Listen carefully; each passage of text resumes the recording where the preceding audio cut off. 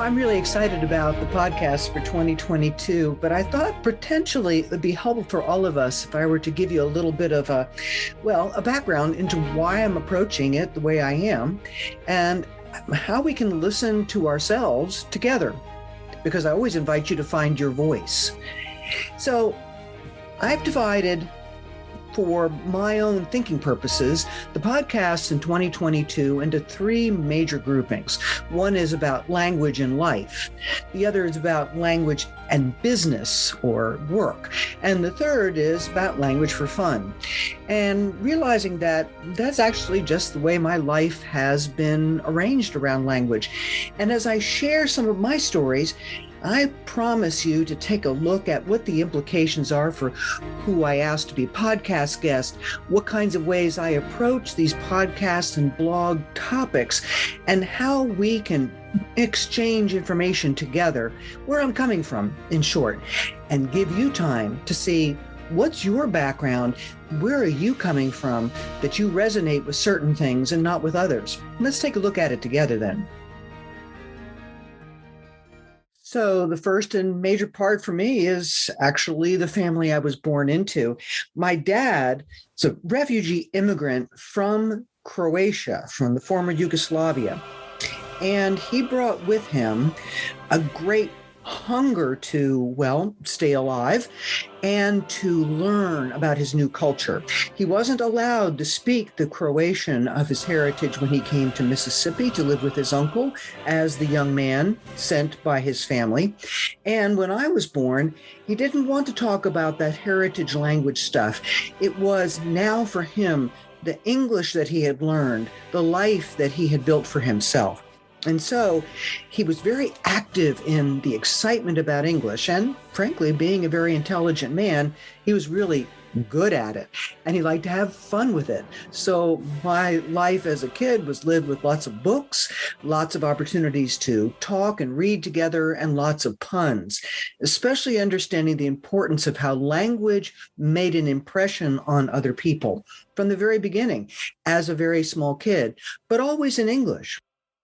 Now, my first foray into learning another language beside English happened as so many people do when they come up in a monolingual world, namely in school.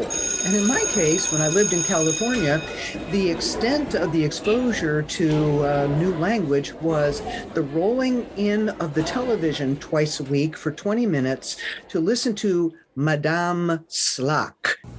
Voilà, monsieur, 1 kilo de pommes. Bon. Je voudrais aussi une livre de carottes. As a matter of fact, I imagine there are some people listening to this podcast today that actually know the person I'm talking about. Not many, but some.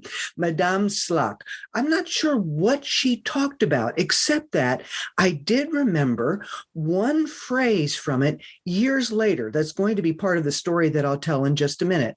But that was my exposure to language, 20 minutes twice a week as a second grader. My next exposure came when I was in 7th grade. At the time, I lived in Virginia, and in Fairfax County, there was a rich experience of language that you could sign up for, or at least so I imagined.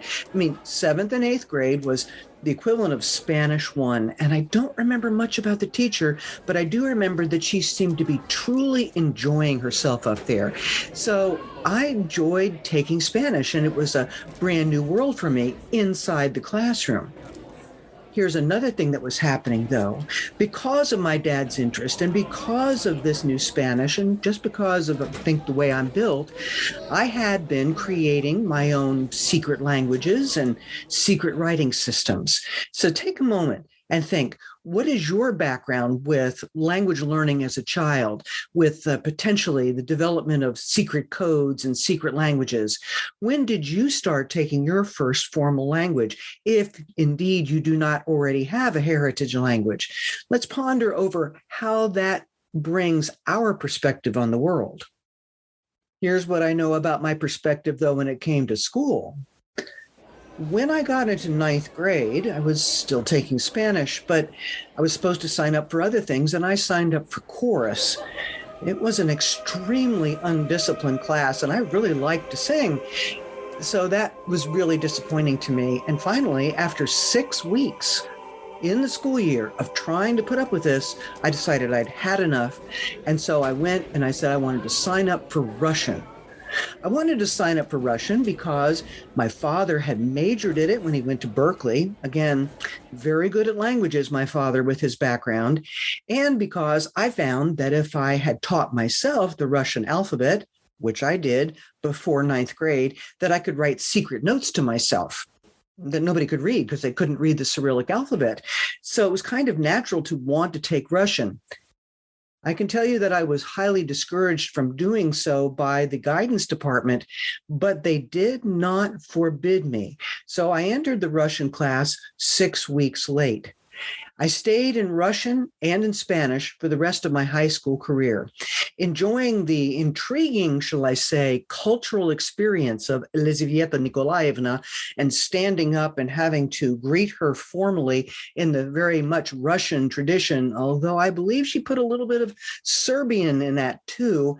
And then the more loose and multiplicity of teachers found in the Spanish experience. As a matter of fact, to this day, I have no idea whether I, in fact, have an accent from any particular Spanish-speaking culture. I know that I am told by native Spanish speakers that I have a very good, sometimes native accent. I know that can't quite be true. But also the fact is that I don't know what my identity would be if I did talk about having a Spanish accent, because I had teachers from all different cultures. So as a result, the Spanish language is a tool that I have to use, but it's not deep in the identity of where I come from. How about you? When you took languages in school, if you did you have any success with them? Did you experience a sense of any identity through them? Were they being connected in your family in some way that was not happening in mine? Because none of my family background was from the Spanish-speaking world, but rather from either Eastern or Northern Europe. All right, so here's another question for you. Did you ever find when you were growing up that there was a language or that some of the ideas about language were kind of ridiculous? Here's a true confession. As a Spanish student, I was really happy to be part of the big group at the time. As a Russian student, I felt like I was learning something esoteric and almost personal. But we used to, and I say true confessions here, used to really make fun of our French friends or the students that were taking French because we thought of them as being, well, just a little bit over there. I don't even know how to put it outside of that. But I do know that we would, because this was the audio-lingual method, repeat their opening dialogue, one line of which, for those of you that may know about the audio-lingual method, was in the very first dialogue of the first week of the first year, Il faut que j'aille à la bibliothèque. We loved that phrase. It's necessary that I go to the library. You know, it's interesting because language can get down deep in all of us. That sentence I remember to this day, not only because it was part of my growing up period and my high school groupings and ungroupings, but it also reminded me when I did, by accident, become a world language educator, that students were able to understand lexically an idea that was way past their grammatical understanding. Il faut que j'aille à la bibliothèque is a subjunctive phrase, which subjunctive is so scary for grammatical instruction, except not. It's fascinating how our own backgrounds help us to understand how to go and find pathways to accomplishing things for ourselves and others. This particular opportunity to be in a rich linguistic school setting meant that I was exposed to a variety of languages in a variety of ways, some of which captured my interest, some of which did not, but all which led to some decisions about how language works. Now, in the meantime, because of my interest in language, and now the exposure that I was having through my courses to culture, and because I was getting older, I realized when I was in the 8th grade that my father was from this place called Yugoslavia. I didn't know his language. I didn't really know too much about his culture outside of listening to his interesting music downstairs in the basement that he would turn on the evenings and sit and listen to the old songs of the sea and the mountains. So in the 8th grade, when we were talking about potentially having a vacation, I said to my father, how about we go and see my grandmother, your family, instead of taking a vacation to more typical places? And for the first time, he realized how great that would be. And we planned on it, and we did it. Now, remember that I told you that he didn't teach me any Croatian here. But what we did when we got there was the other way that language can come to us.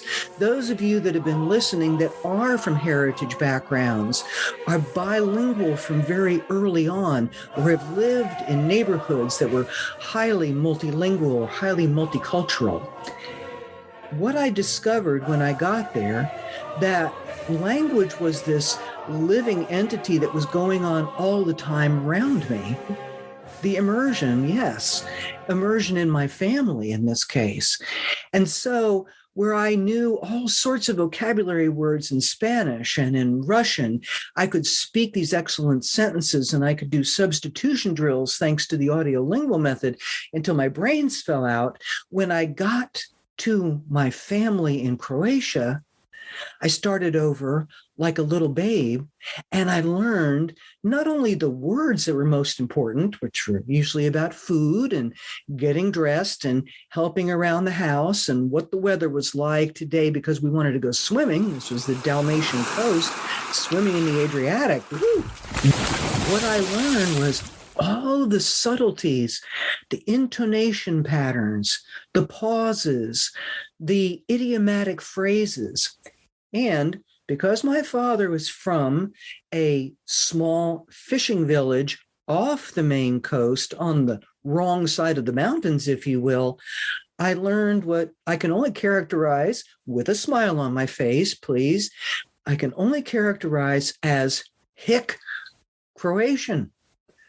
It was heavy and still is in Italianisms from when Venice controlled the area around my father's village from Dubrovnik, called Ragusa, back when the Venetian Republic was large.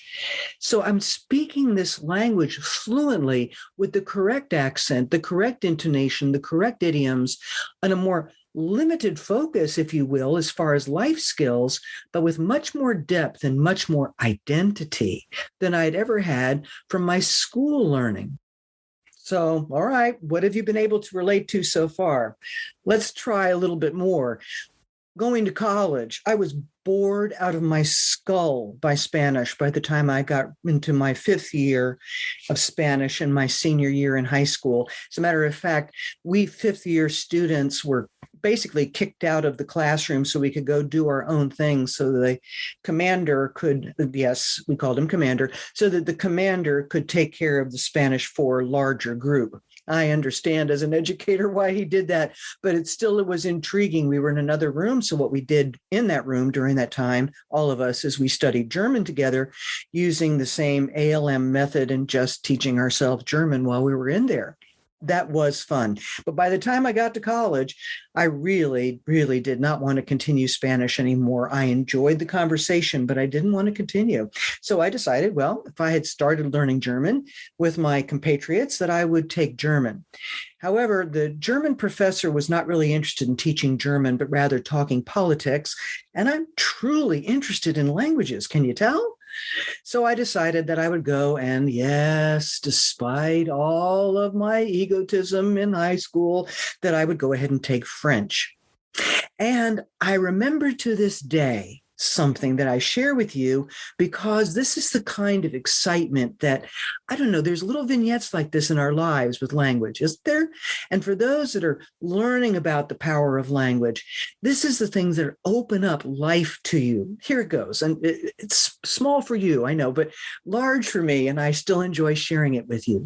Namely, before the professor said hello to me, I stopped, I put my hands on his shoulders, and I said, no, before you say anything to me, let me say something to you and see if it makes any sense and see if it sounds like French in any way. And I said the little phrase, the only thing I remembered from my second grade 20 minutes with Madame Slack on the TV, where the young man approaches his grandfather who holds up a little puppy and he says, "Voilà un petit chien. C'est pour moi? Oui, c'est pour toi. Comment s'appelle-t-il? Il s'appelle Rififi." Is that a puppy? It's for you? What's his name? Rififi.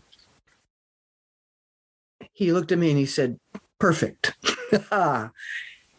And then he gave me the experience that all of us that love learning languages or know what students can experience learning languages look for. This powerful man who had the condition of albinism wore glasses that were 2 or 3 bottle glass thick. And he had to come up close to us and to his paper to see anything. And he was dynamic. And he was a native French speaker. And he the whole time he talked, and he would come over and he would express himself and he would spit all over you and all over your paper with his excitement over the culture and the language of French. I ate it up with a spoon. When I transferred from that university to William and Mary, it was Wesleyan, and I transferred to William and Mary in Virginia afterwards for other reasons. He told me, go ahead and skip the next year and go on into the upper level French. And what I found then is another thing that I invite those of you that are listening to think about. What kind of opportunities do we provide for folks, like me, but ones that are speakers, be it heritage speakers or speakers that have learned in varieties of ways of school? What do we offer to continue that excitement? Well, I can tell you that I was very grateful to be at William and Mary, because one thing I wasn't interested in doing, frankly, sorry about this, guys, is learning literature, talking about literature. I wanted to talk to people. I knew what it felt like to be in a family during the summers when I would go to Croatia and sit and talk with people and be out in the parties with my cousins and with young people. I wanted that conversation. And outside of that sophomore year that I came into, there were no more courses at that time. And I said, I love languages. Don't want to major in one, don't want to stop talking.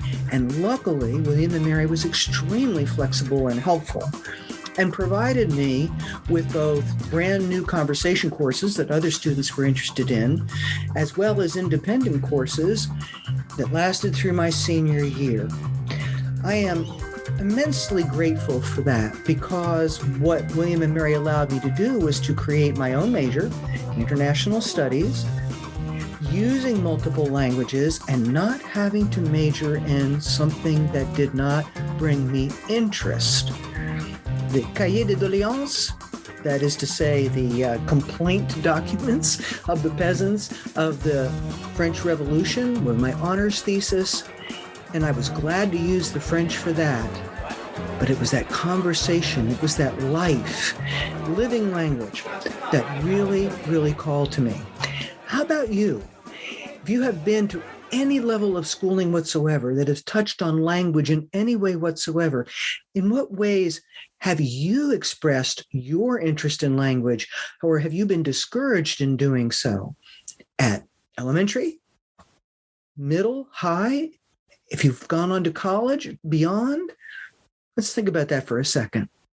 Well, lest you think I'm going to spend the rest of your day talking about my background with relationship to language at this depth, I can tell you that pretty much the pieces are set.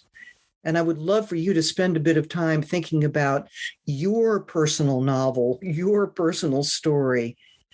What pieces are set in place in your life in the earliest years, no matter what age you are right now, take a look back and see. Because here's what happened next to me. I didn't go to Europe and become part of the UN and get be a translator like everybody that likes languages seems to think of, or at least that I had come across. I met and married a man who came from a rural area of Virginia, and I settled in and discovered that, well, with all due respect to dairy cows, that probably wasn't going to float my boat. And my mother said, "You like to explain things." I believe I'm doing that right now. Anyway, you like to explain things. Why don't you become a teacher? Well, I've already confessed that I was just making it up as I went along in college, and William and Mary, I greatly appreciate, indulged me in all of that. So when I took my transcript and an application form to the local school system and said I'd like to be a teacher, they literally laughed at me and told me that I needed to forget trying to become a teacher because there was no way I was going to meet any of their criteria. I had not had any education courses, for one thing. But interesting, isn't it? My dear friends who know language or who had recognized the power of language in the world, 2 days before school was to start later that year, 2 days, I got a call. Turned out that the French teacher that they had decided to retire. Unfortunately, the French department had dwindled to 2 classes. So I was the only person that had come across the door of the school system with any French in their background. I feel like I could spit on a piece of paper right now. And so they had a good bet. They gave me a couple classes of English, a couple classes of American history, and 2 classes of French. And it turned out that language was exactly what I wanted to share with young people. Turns out I absolutely adored teenagers and still do. Turns out that my love of language was something I could express potentially in the way that 7th and 8th grade Spanish teacher did for me way back when, that I don't necessarily remember her that well, but I remember that she was excited. Turned out I was having fun with that. And it turned out also that at the time in the Virginia Department of Education, there were 3 amazing specialists, David Cox, Marshall Brannon, Helen Warner Burke. To this day, I honor their names and their lives because when they came in and saw me teach, instead of looking at me and going, "What a ridiculous novice," they affirmed who I was. You really know the language and you're having fun and you're making it fun for the students. They then engaged me in a bit of a conversation. What do you think went well? What do you think could be improved? And then they talked with me about what I could improve, which was, by the way, and it won't surprise you, let the kids talk more. And then after affirmation and after engagement, they invited me to something. They said, "We'd like you to serve on a panel for our annual conference on proficiency in small and rural schools." You're going to hear so many stories in 2022. You're going to see on my blog, I can't help it, the power that happens when we have experiences like that moment.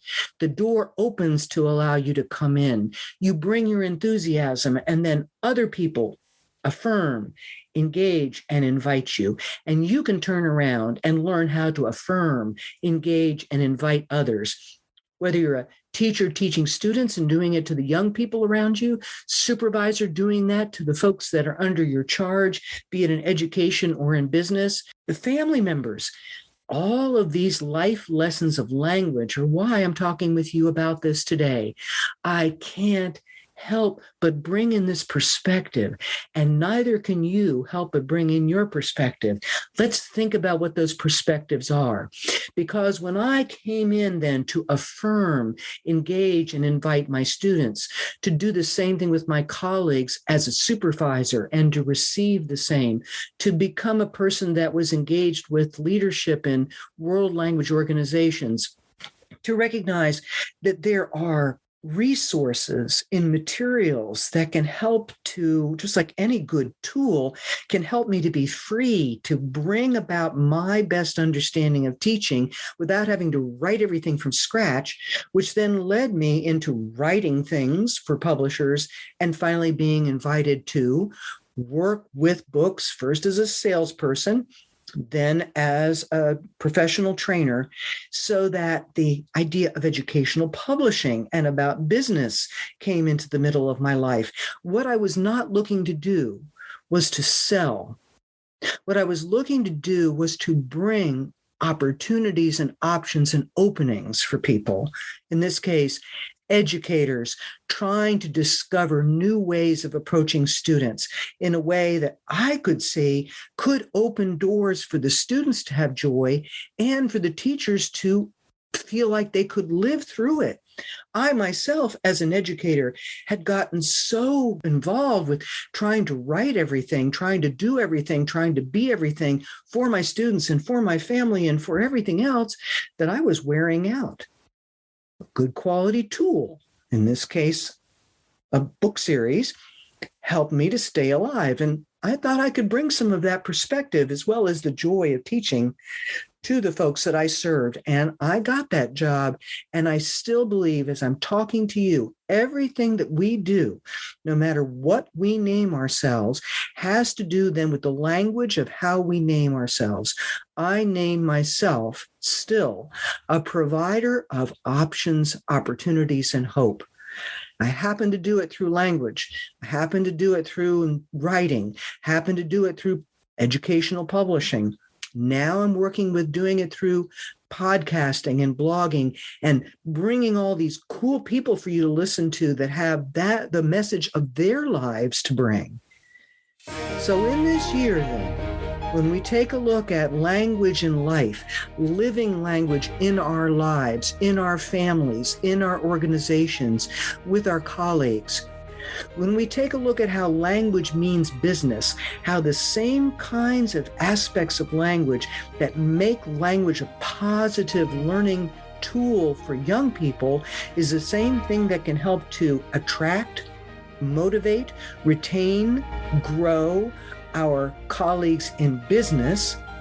Language means business. When we look at how much fun language is, the puns and the jokes and the games, all three of those aspects have been part of my life, and I know they've been part of yours. So let's enjoy 2022 together. But now you know a little bit more about me. What's motivating me? What's touching on my spirit? What's making me hurt? What makes me happy? The kinds of people that I'm eager to listen to, that I'm eager to share with you. And as I work with my website, please write me. Let me know that you'd like to be a podcast guest. Let me know that you know people that would be interested in being podcast guests, that I can do it as individuals. I can use panels. Tell me about things you'd like to read more about. Get up with me if I can help to talk with your teams or your schools or your group about the power of language in the world. All of these things are absolutely critical for 2022 and beyond. We're at a real crossroads with how we talk to one another, and that happens through language. We are at a real crossroads in how we name what our world is all about through our background, through our language. We're at a real crossroads with how we include people, how we exclude people, and how we name what we include them through and how we exclude them. And that all comes through language. Language is the quintessential human experience. No other animal has it like us. No other animal. Let's do it together. We can make a huge difference, and we certainly have to try. Thank you so much for listening to this podcast today. Write me, share your stories. Let's continue the conversation together, and happy learning and using of language out there.